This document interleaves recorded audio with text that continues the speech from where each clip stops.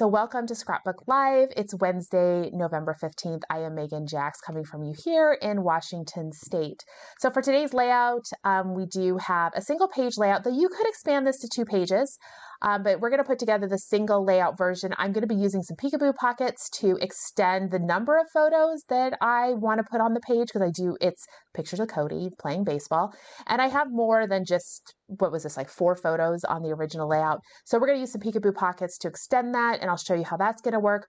I am also going to show you how, if you don't have the Wavy frame jumbo custom cutting pattern, how you can use the decorative trimmer for that. So if you have that instead of a jumbo frame, you can have that available, and I'll walk you through how to do this. So I'm going to switch over here to my overhead camera and we'll go ahead and get started.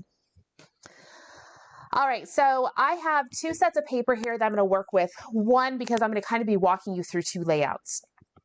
Now, I think what I'm going to do is I'm going to show you how to do the Wavy, the decorative trimmer version first. So if you're here for the jumbo, hold on, only because when we do the jumbo part, I'm going to be doing more putting things together.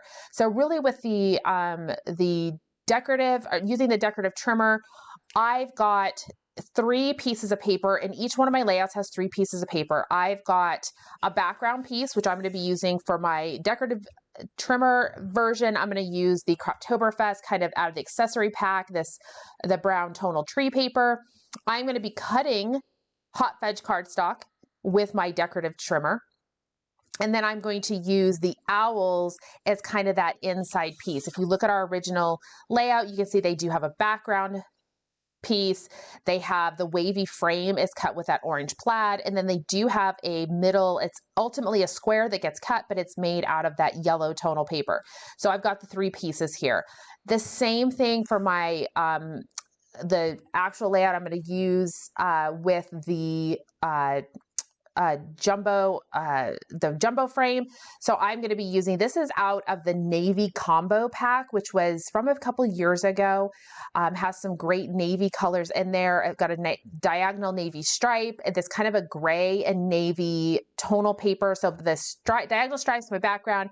I'm going to cut this pattern here with the jumbo frame, and then I'm going to use some navy for the inside piece that will be my kind of like the mat for the photos.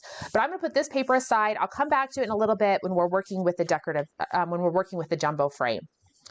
Move my photos out of the way. I'll talk more about that in just a few minutes. But what I need to do is I am going to come over here to my cardstock piece of paper. If you are using your jumbo frame for the first time, or you're using the decorative trimmer to do this, you might want to use a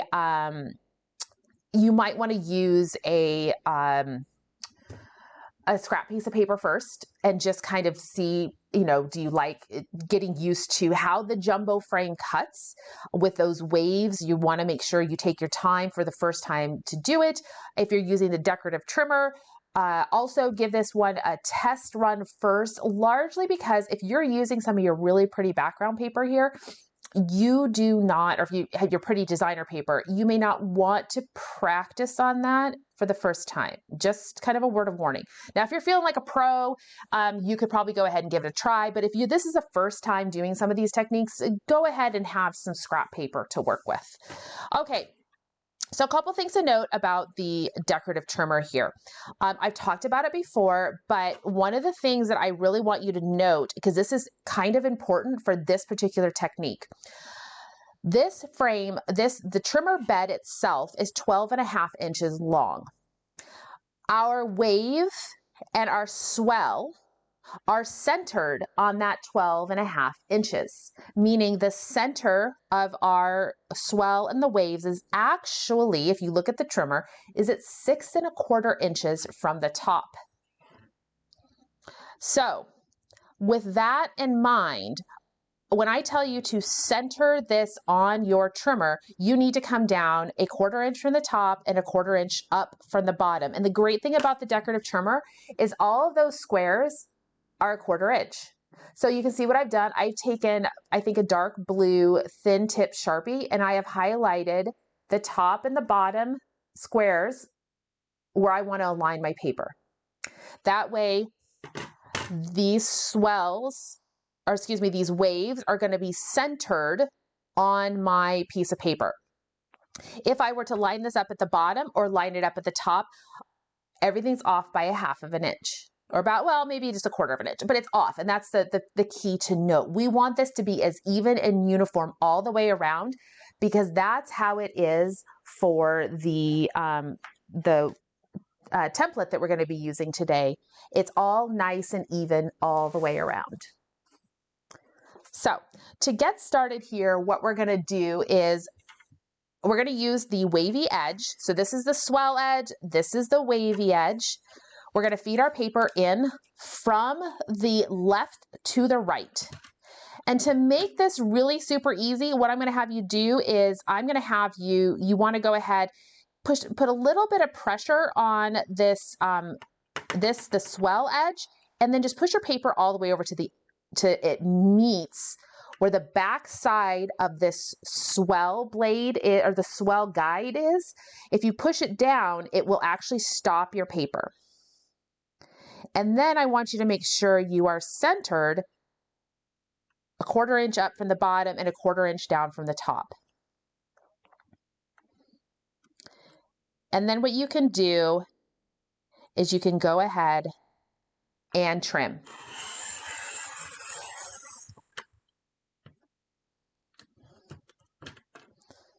And pull that piece out. Now we're going to rotate 90 degrees. I'm going to push my blade back up to the top.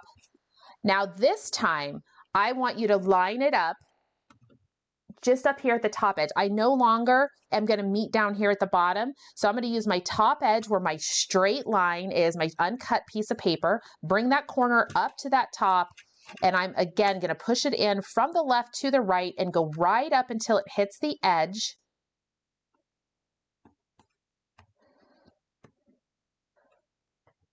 of this swell edge, this back side of the swell guide. That's what I want to hit. And then I'll go ahead and trim. Here you can see it's starting to take shape. I do have, it's not quite as rounded of a corner. You would be able to later, if you want to trim that off, you certainly can. And we're just going to keep working our way all the way around. I still have the straight edge at the top, the straight edge here on the right. I'm going to push this in again. Same technique, same process. Lining up here at that 1/4 inch from the top, making sure that I am nice and tight against the swell, the back side of that swell.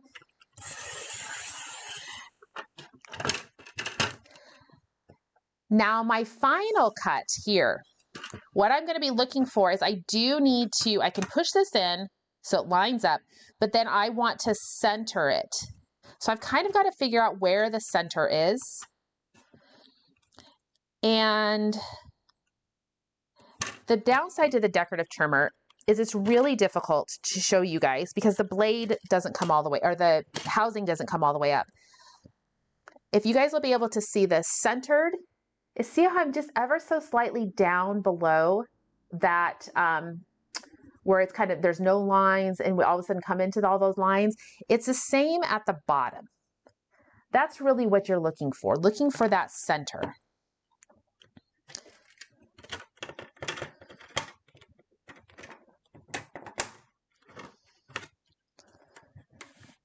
You can kind of see through your guide. I can see through here at the bottom. I'm just about 1/8 inch away from that line that I mentioned before, 1/8 inch away from that, there's no marks in the kind of that solid rectangle. That's really where you want to be. And then go ahead and trim. Okay, so now we've got our pretend wavy frame. If you want to come in here, you can clean up all those edges. By taking the time to center it, we made sure all of our corners are the same. If we had not done that, the corners would be just a little bit wonky. You'd see that your waves were shifted ever so slightly from each other. So that's why by taking the time to center it, it works out probably the best. Now, the other thing to do is when we're doing this layout, they do have us using the inside edge of the wavy frame. And because we're using the decorative trimmer, we can't exactly just come in here and cut out a square that's the same size as our middle of our wavy frame. But I did measure, and it's about an 8 1/4 inch square. You could probably go 8 1/2 if you want to have a little bit more mat around it, but I'm going to go ahead and cut 8 1/2 or 8 1/4 inch square. And I'm going to use my cute little owls. 8 1/4 inches. So if you have your pencil there with your hand out, just mark there that square is 8 1/4 inch. So I'm going to cut. Now I do want you to know too, I'm using a directional print. I have owls. They obviously have tops to their heads. The sample in the layout uses non-directional paper, meaning whichever way we turn things, it doesn't matter. But this one, it's going to matter. And I want you to pay attention to that. If you are using directional paper, the final step when we have to cut some things is going to matter. So this part obviously doesn't matter. This part doesn't. Now what they want us to do is they want us to center this on our mat. I can tell you when I did my sample, I learned some valuable lessons. Okay, first of all, if you don't put your paper on here straight, when you go to cut things, I found that I was like ever so slightly off on my the piece here. And when I went to cut it, all of a sudden I was kind of cutting not straight along my owls, and it was a little bit more obvious that I wasn't straight. If I'd had if my pattern on my paper had been a little different, it may not have mattered so much. Centering on my 13 by 13 mat is pretty easy here because I have my lines coming in, my 45-degree lines, and I've got just little points. When I use my trimmer, just tiny little points. So I can just line those up in each one of those. And now I can work on getting this centered. One of the things I can do is using that 45-degree line, I can grab my ruler and I can come along here and I can see I'm coming up. Let me make a little adjustment there. I'm just using that 45-degree line. I should be coming down and hitting my triangle. You can also use the your T-square. I'm looking pretty good. I'm looking good. So what I'm going to do is I'm holding this in place. I'm going to lift this up and I'm going to apply some adhesive.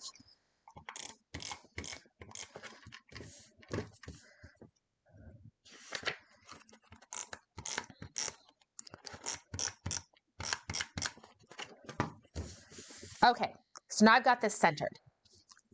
Now this next step, and this step we're doing right now is going to be a similar step when we cut the wavy frame. From this point out, the rest of the layout is going to go together the same way. So what you can do is you would be able to, I forgot to tell you, if you wanted the rounded edges to these squares, you could come in with your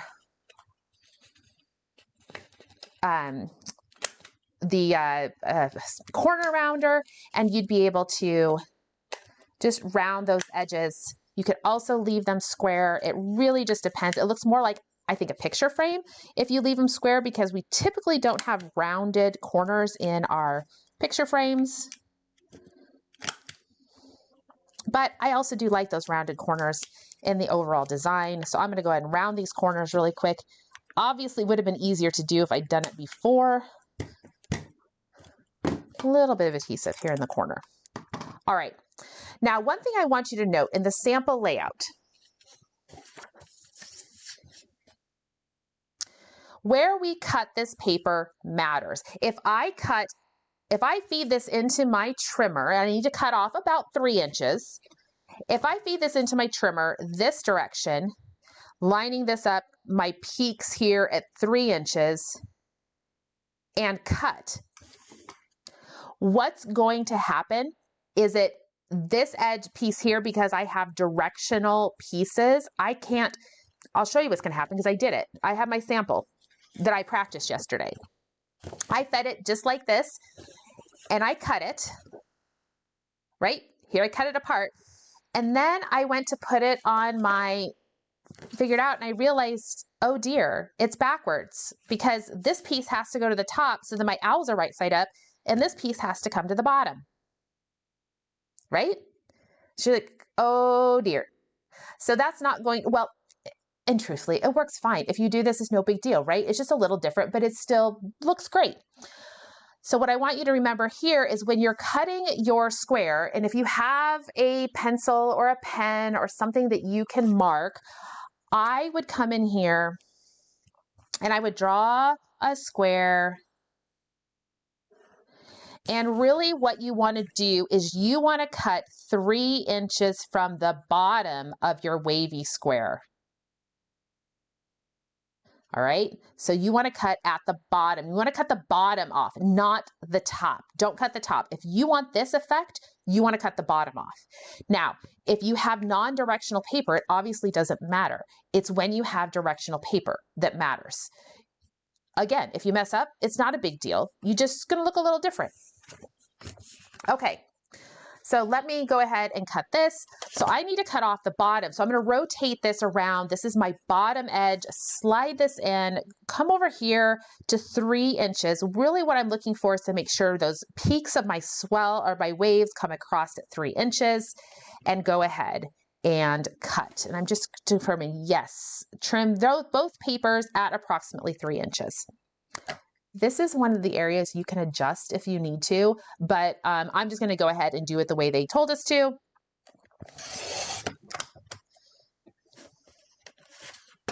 So now, when I put this, I have my owls at the bottom and my owls at the top.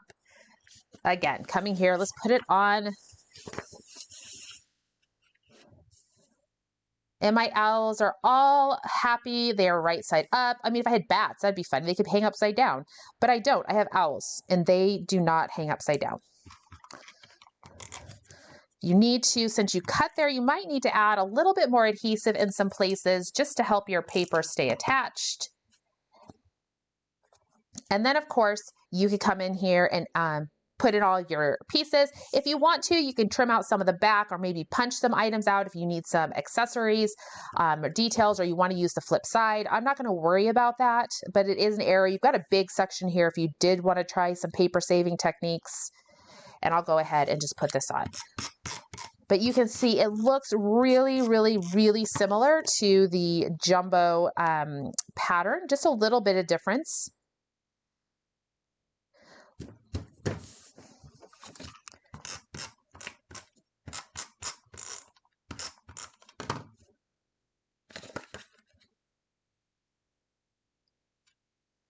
And do your best to center it. Probably could have used my T-square ruler, but it's all good.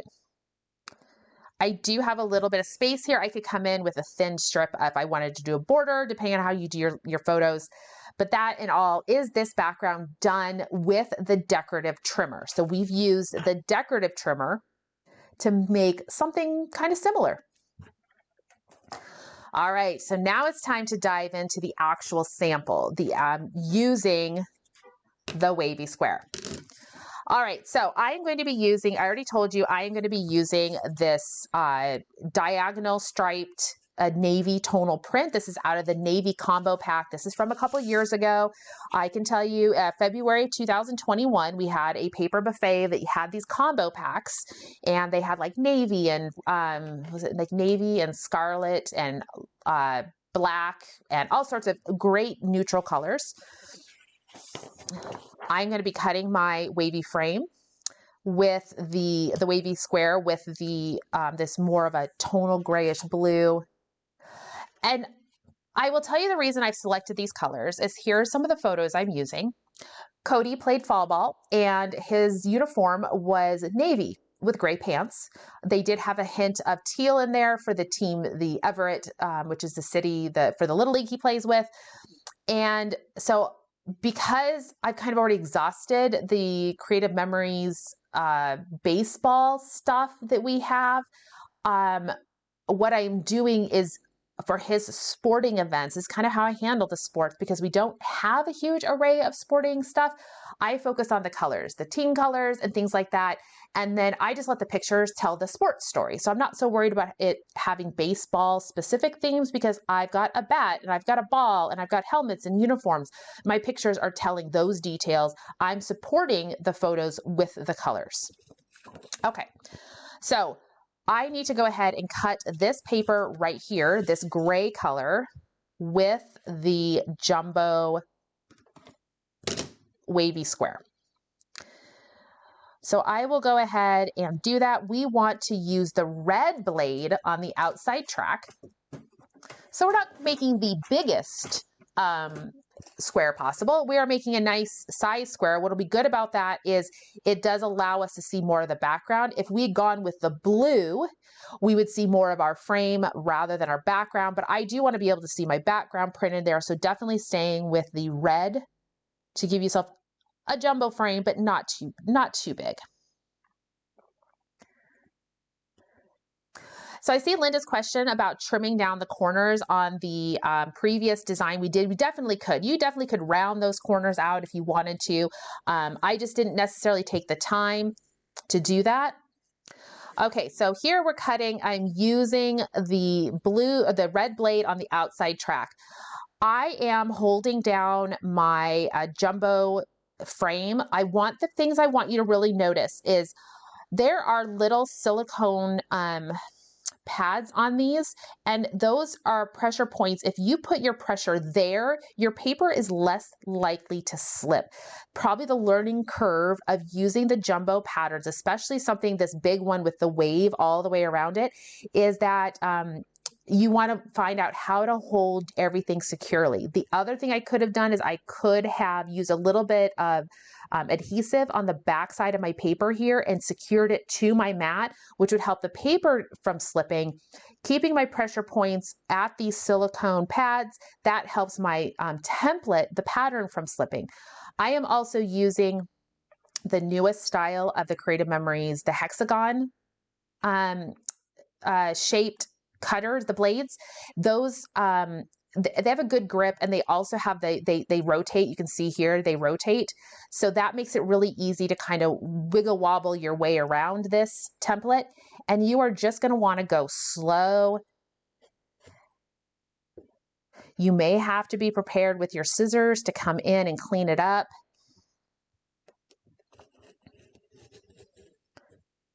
And just keep working around. Like I said, if you've had that wavy frame, the wavy square sitting there, and you haven't used it, do not cut your favorite paper first.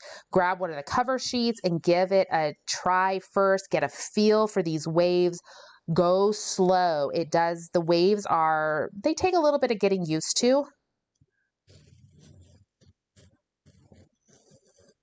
The last thing you want to do is tear your pretty paper.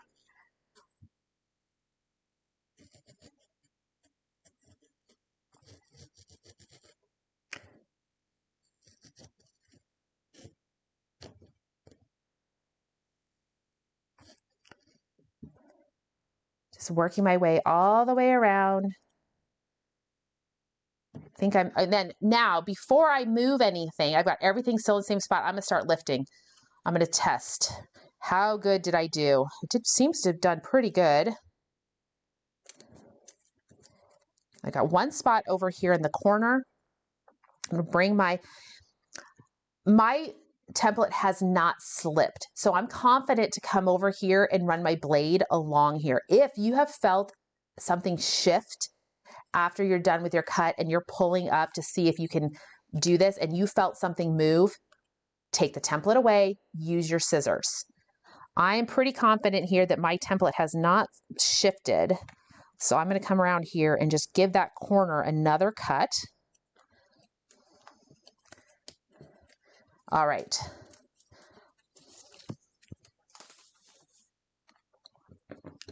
Now I've got my wavy frame cut. Now, to really save paper, because they want us to cut the square out of the middle of our pieces, our mat, if I'd left everything nice and in the middle here, I could line it back up. I could go ahead and come in here with my my red blade. I think it's a red blade. And yeah, you use a red blade on the inside track. And I could have cut that. I could have then flipped it over, cut the pieces. It just makes it a little bit more, I don't know, it's a little bit more advanced. It wouldn't be my first method if you're just getting started with this technique. By far, it's easier to just slap on cut the square out of the navy cardstock, which is what I'm going to do. So I've got some navy cardstock. I am not going to cut my square out of the middle of my navy cardstock. I'm going to bring it over here to the edge. You could also just cut an 8 1/4 inch square and not use the inside track. What's nice about this though is it is going to give me that curve. And this curve is something I can't easily, I don't have a corner rounder big enough that has that same radius. So if I want that same look where those complementary bolder, larger radius, it's best to do it this way. So now I'm going to grab that red blade inside track and go ahead and come all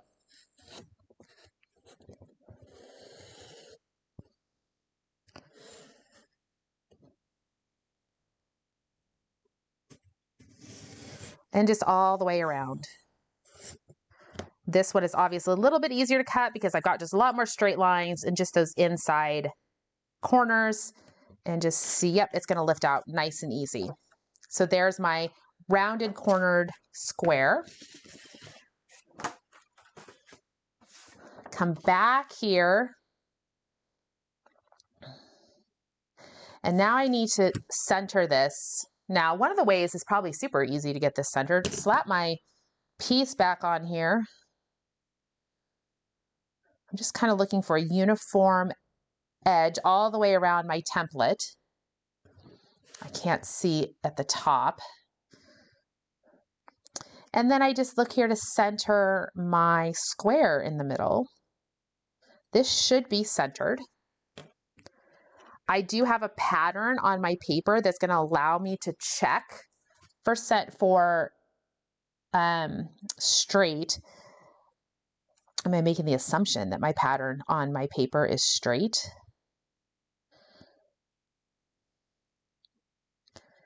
That looks really, really good. I could also come in with my ruler. You can grab your 0 center ruler and you could just give it a quick test. It looks like I'm about 1.5 inches from the crest of the wave, and I'm 1.5 inches from the crest of that wave. Inch and a half there. Come here at the bottom. Also 1.5 inches. Perfect.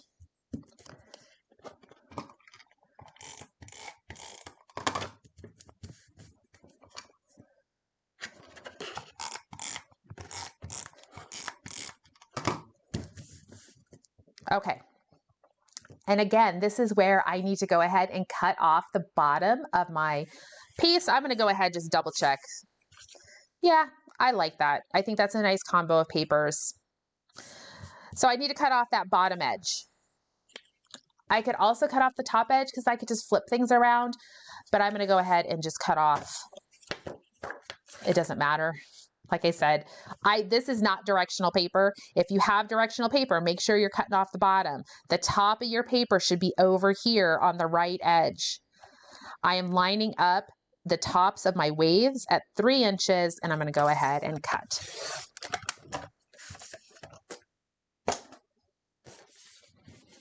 I'm going to have to check. I'm checking to see whether my mat is still stuck down. Yep, looks good there. That's good enough up there at the top. All right, so now I can go ahead and adhere this bit at the top.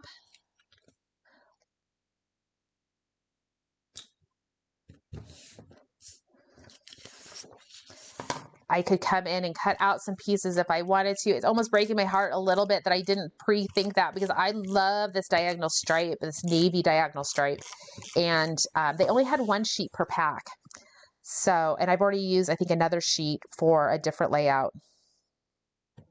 I've opened 2 packs. So I don't know how many I had in my stash of this one. All right, here we go. So that we go. I see a question asking about the tape to hold everything together. Yeah, I really don't think I need a lot more tape. This stuff is going to adhere. I could probably come in. Oh, here it is lifting a little bit. So I'm going to come in and put some more down there.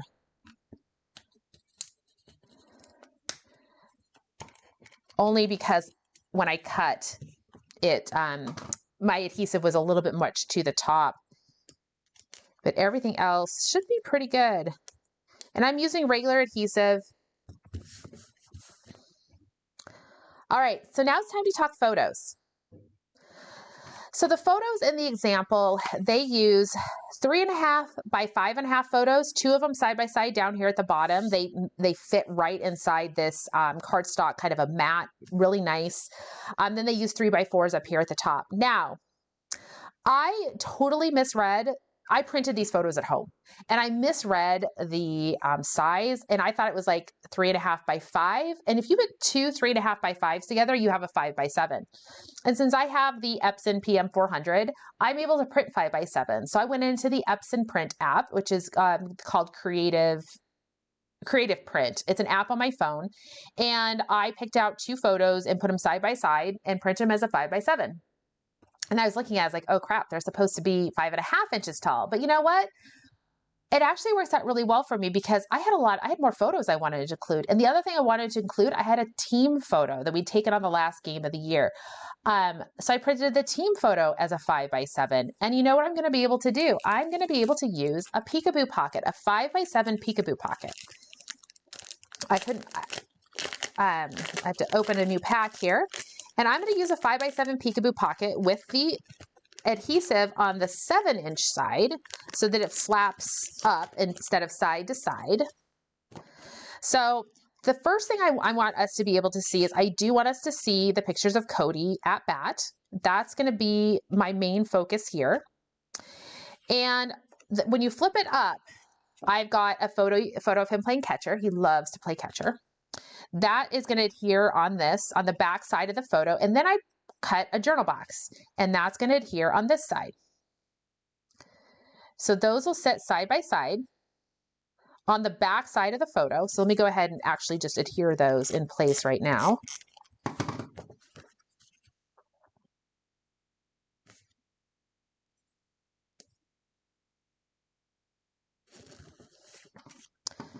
I'm going to use repositionable on my journal box because sometimes I mess up, and it would be nice to be able to remove it rather than having to like rip everything apart. It would just be easier if I could just easily remove it.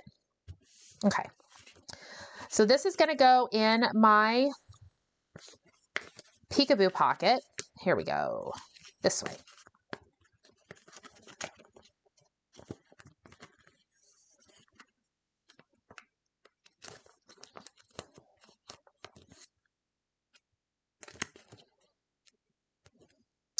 Yep. Okay. And then it will sit on here as such. I'm going to have a little bit of space here at the bottom, or I could shift a little bit.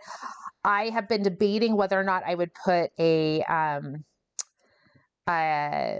border across the bottom here. And then when it flips up, you will see, and I'm not going to show you because they're all the little kids on the team.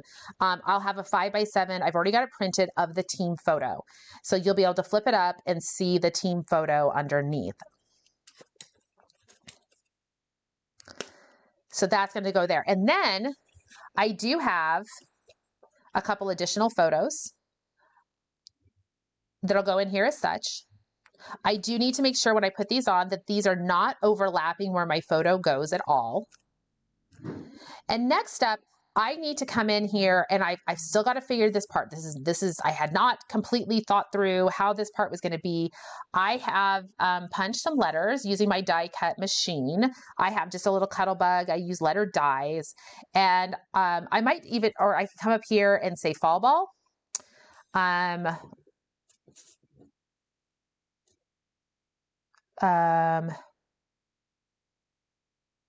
Oh.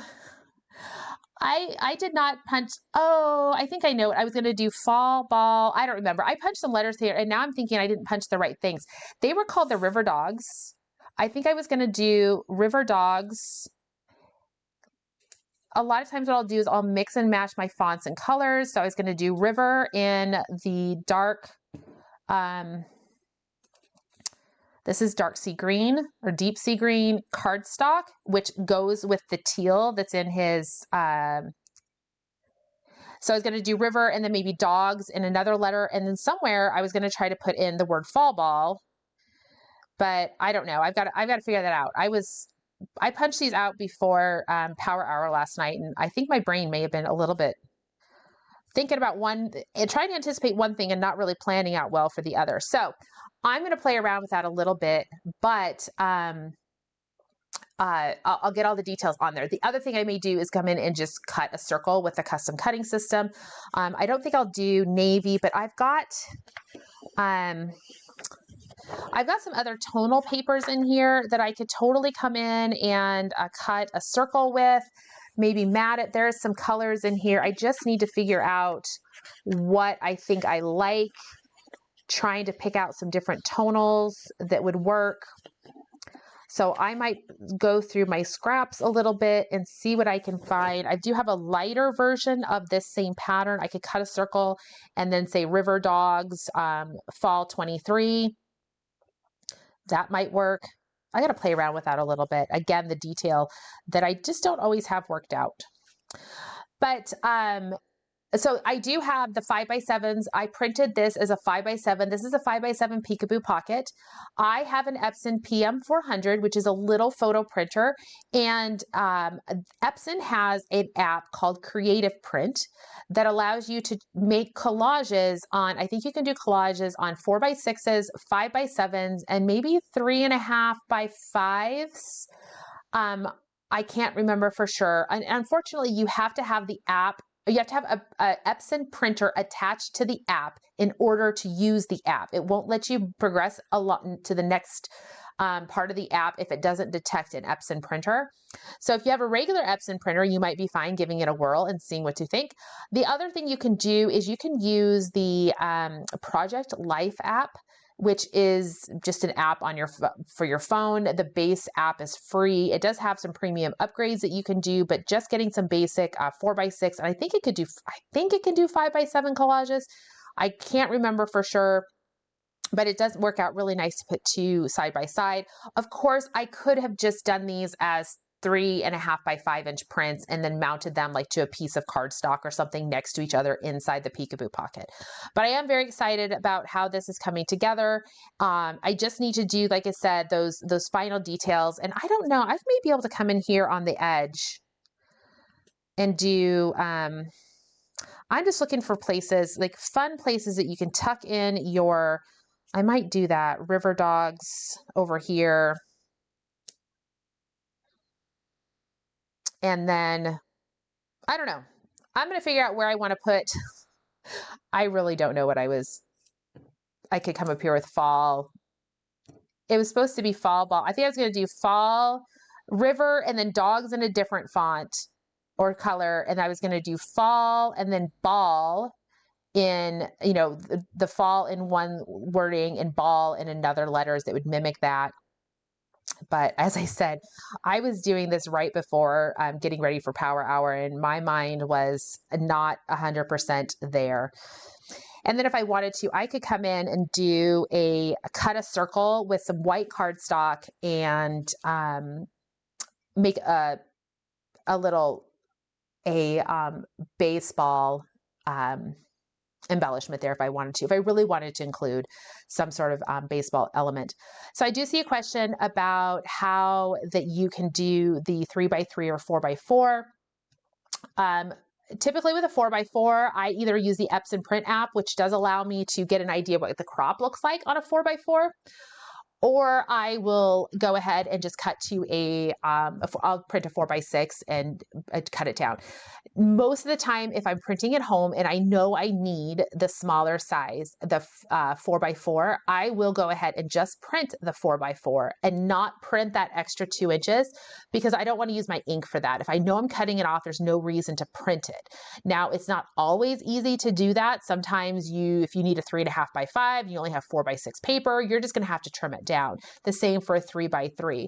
A 3x3, maybe I'll try to get a 3x4 on out of the app, which is two pictures side by side on a 4x6. And that is, in fact, that is how I printed these 3x4s.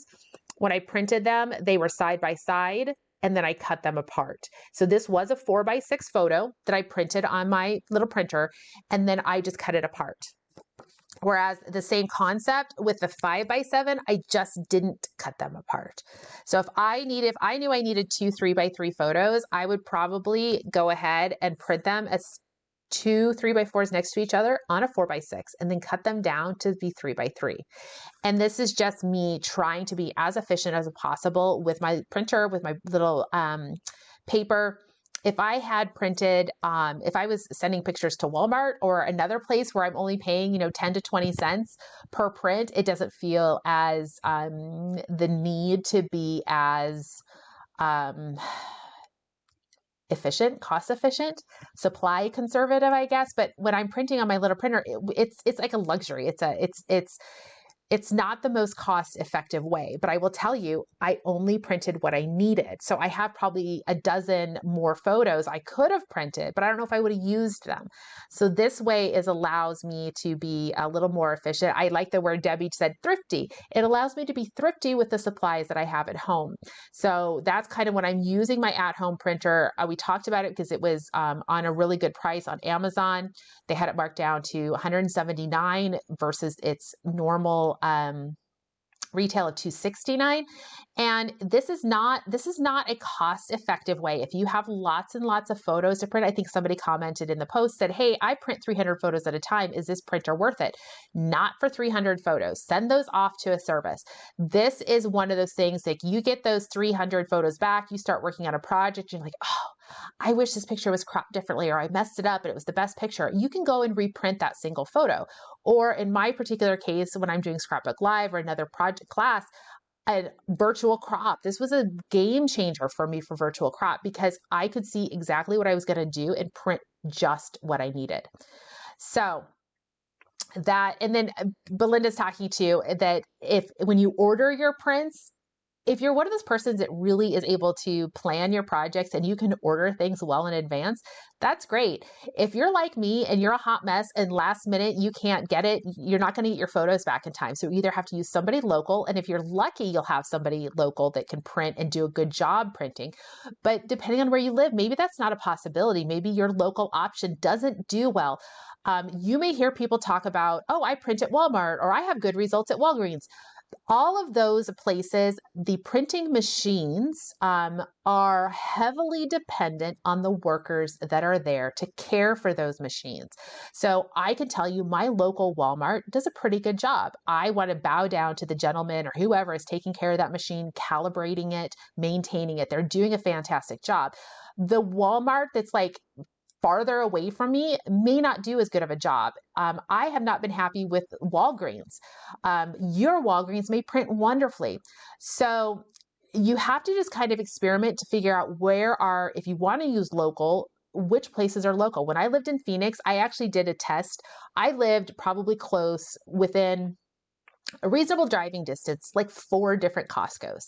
I tried all 4 different Costco's and I got 4 different printing results. And obviously this is back in the day when Costco still did printing. So if you have one local place that doesn't print well for you, try another one. Maybe you will find one. But if you do want your, an option to print at home, I do like the Epson PM400. I think it does a really nice job. I will tell you, sometimes I do edit in my phone, meaning that I will adjust maybe the color, I will adjust other things in there, and then send it to that Epson print app to actually get it cropped right on the photo itself, and then send it off to print. I'm able to do it all from my phone. You can, if you prefer to print from your computer, you can attach the Epson to your printer or to your computer, or use your Wi-Fi to send it off there. I cannot tell you right now if it takes actual memory cards. I don't remember. You'd have to look at the specifications. So that is definitely something to consider there. But the other one that's also reasonably popular is the Canon Selfie I had the selfie. I struggled a little bit to get skin tones where I wanted them, and it only prints glossy, and I do not care for glossy photos, just my preference. The nice thing about the PM400 is you are able to use the photo paper that you want to use. And I will tell you, photo paper matters. It is an area where I have had better results paying a little bit more for a premium photo paper. I currently use Red River paper, and you can just Google Red River paper. I don't remember what their specific URL is, but you can go to Red River paper, select photo paper, and they have a whole gob of different ones. I use I think it's the first one on the list, which is the 68-pound Ultra Satin Pro. Satin is similar to what you get when you order matte prints at a lab. The one thing I want to just quickly tell you is when you are trying out different types of paper, if you like matte finish from your photo lab, do not order matte paper for your printer. It's different.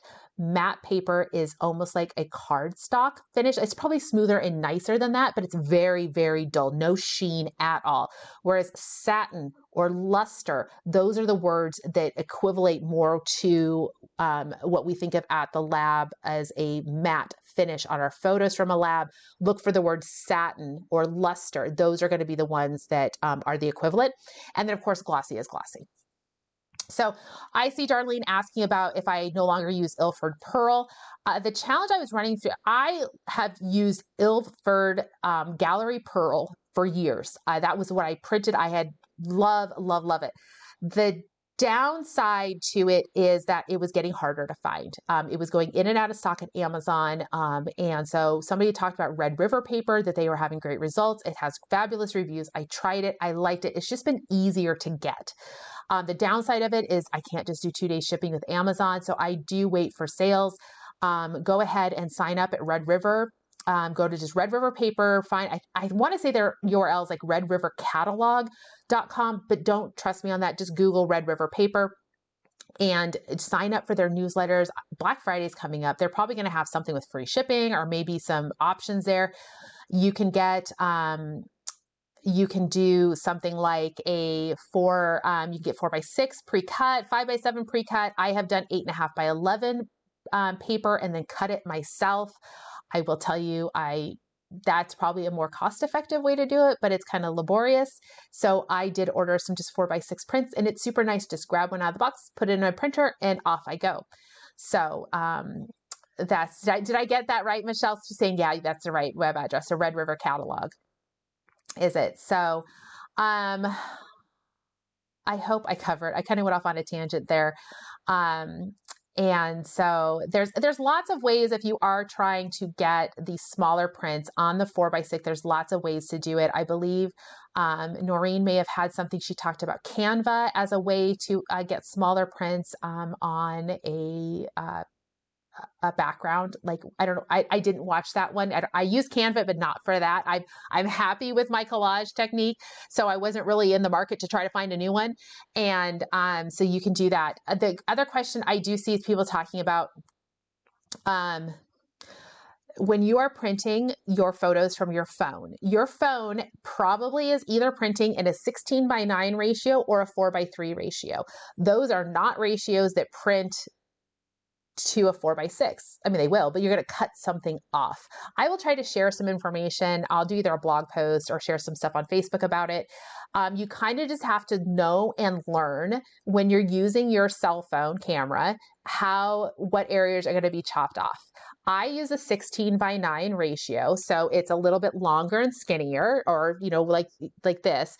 And I know if I print a 4x6, I'm likely going to lose the top and the bottom. So when I am, if Cody's standing there, I've got to leave a room at the top and room underneath his feet so that I can crop those when I print a 4x6. You can always print the print to fit, which is going to give you everything on there, but it's on a 4x6 is going to leave you some white space. When I scrapbook, I prefer to have I want to start with a 4x6 photo in case I want to use like a Peekaboo Pocket or something. I know there's ways you can adapt around it, but I will tell you, I'll share some more details on that of things to look for. Maybe you can change the ratio on your camera. I know a lot of people use 4x3.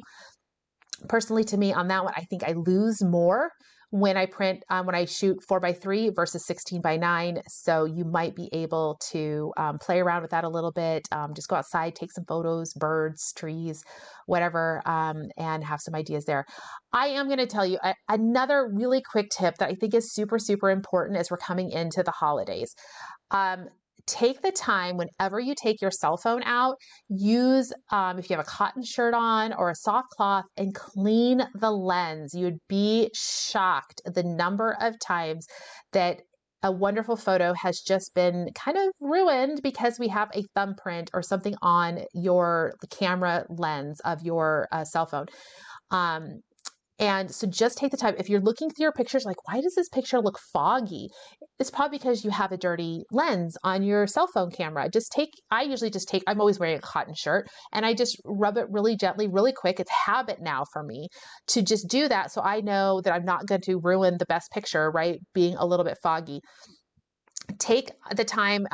Belinda has a great suggestion too. If you're doing horizontal photos, take some vertical photos. Just get in the habit of, you think, oh, I love this scene, or I love this, what's going on here. Take a little bit of both. Like, just click, click, turn it, click, click, and get yourself in the photos. I'm terrible about it, but this holiday, I challenge every single one of you to make sure when you're doing those photos is get in there. Let somebody else take some pictures too, and just have some fun. So when you're coming back and doing those, you are not always behind the camera. I'm terrible about it. I'm terrible about it. But be sure to get in those photos, especially if we're coming into the holiday season when we're seeing so many family and friends. You want to take a moment and have that. All right, that's all I've got for you for today. I will not be doing Scrapbook Live next week. My son is going to be home from college. We have a just busy week. The kids are off of school next Wednesday. Theoretically, I'm going to be prepping for the holiday. I don't know. We've talked about we're doing maybe some house painting next week. We'll see whether or not we actually get there. So we might be a little bit crazy. But I will be back the week after that. And that's going to be a border, because I think it's the last Wednesday. Yeah, it's the 29th, the last Wednesday of November. We will do some borders, and that should be a lot of fun to do. So if you guys have any questions on anything we talked about today or any other questions, shoot me a message. Happy to help. And I don't have any other I don't know when the next release is coming up for Creative Memories. It's kind of a mystery. We're a little bit ahead of the schedule with Black Friday. It's wrapping up this Friday. And Friday will be also when advisors are given their advisor updates. So we'll know, is Black Friday being extended? Is Monday a launch day for some products that are coming out? I have no idea. It's all a little bit of a mystery, but it'll all be fun. So thanks so much for joining me. I will see you guys back here on the 29th for Scrapbook Live. Tess and I do have Christmas Cheer Project Workshop is tomorrow at 10 a.m. If you have registered, so excited for you to join us. If you haven't, it's not too late, and it will be recorded. So if you can't join us live, all registered attendees will get that recording. And then Winter Frolic is going to be coming up. That's the 8-week scrapbooking session I do with Tessa. We do it starting January 1st. It's just kind of a bash or stash scrapbooking, weekly challenges, throwback layouts. We have a private group, lots of sharing, a lot of fun. It helps really to pass the kind of doom and gloom of January and February. Those are not the greatest months here in Washington State. And I know that scrapbooking with a bunch of ladies helps me get through those weeks. So take care. I will see you soon.